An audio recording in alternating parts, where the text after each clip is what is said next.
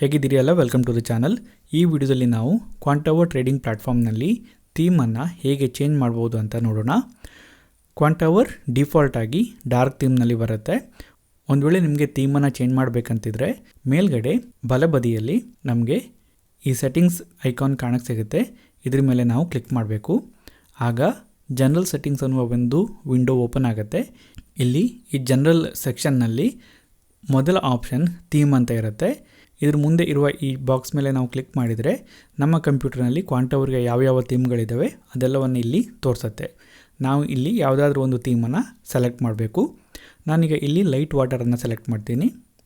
Select ಮಾಡಿದ ಕೂಡಲೇ ಆ ಥೀಮನ್ನು ಇಲ್ಲಿ ಕ್ವಾಂಟವರ್ ಪ್ಲ್ಯಾಟ್ಫಾರ್ಮ್ಗೆ ಅಪ್ಲೈ ಮಾಡಲಾಗುತ್ತೆ ಮತ್ತು ನಾವು ಅದರ ಚೇಂಜಸನ್ನು ನೋಡ್ಬೋದು. ಸೊ ಈ ರೀತಿ ನಾವು ಇಲ್ಲಿ ಬೇರೆ ಬೇರೆ ಥೀಮ್ಗಳನ್ನು ಸೆಲೆಕ್ಟ್ ಮಾಡ್ಬೋದು ಮತ್ತು ಅದರ ಎಫೆಕ್ಟನ್ನು ನೋಡ್ಬೋದು. ನಾನಿಲ್ಲಿ ಡಾರ್ಕ್ ಆಟಮ್ ಅನ್ನುವ ಥೀಮನ್ನು ಸೆಲೆಕ್ಟ್ ಮಾಡ್ತೀನಿ. ಸೆಲೆಕ್ಟ್ ಮಾಡಿದ ಕೂಡಲೇ ಅದರ ಎಫೆಕ್ಟ್ ಇಲ್ಲಿ ನಮಗೆ ಕಾಣಕ್ಕೆ ಸಿಗುತ್ತೆ.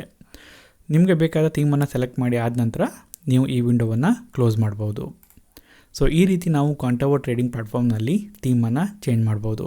ಒಂದು ವೇಳೆ ನಿಮಗೇನಾದರೂ ವಿಡಿಯೋ ಇಷ್ಟ ಆದರೆ ಲೈಕ್ ಮಾಡಿ, ಏನಾದರೂ ಡಿಸ್ಲೈಕ್ ಮಾಡಿ, ಏನಾದರೂ ಹೇಳಬೇಕಂತಿದ್ರೆ ಅದನ್ನು ಕಮೆಂಟ್ ಮಾಡಿ.